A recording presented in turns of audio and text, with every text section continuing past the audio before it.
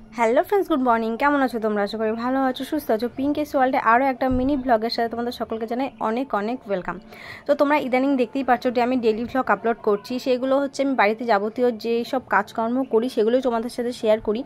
তো সেই জন্য সেরকমই একটা ছোট্ট একটা ব্লগ নিয়ে চলে আসলাম তোমাদের জন্য। তো দেখতে পাচ্ছ আমি পুজো দিচ্ছি।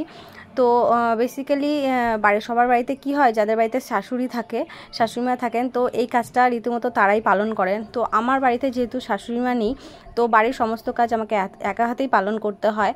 তো তার মধ্যে এটা হচ্ছে একটা গুরুত্বপূর্ণ কাজ, ঠাকুর পুজো দেওয়া। তো এটাও আমি করি।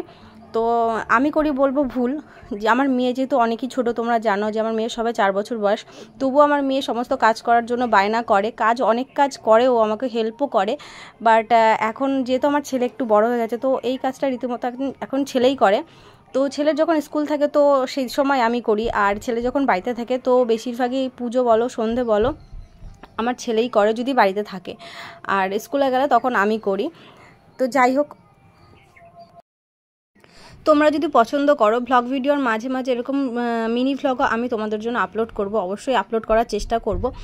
তো যাই হোক, আজকের মিনি ভ্লগটা তোমাদের কেমন লাগলো প্লিজ কমেন্ট করে জানিও। যদি নেক্সট দিন এরকম মিনি ভ্লগ দেখতে চাও তাহলে অবশ্যই কমেন্ট করো। তো ভিডিওটা প্রথম থেকে শেষ পর্যন্ত দেখার জন্য অনেক অনেক ধন্যবাদ।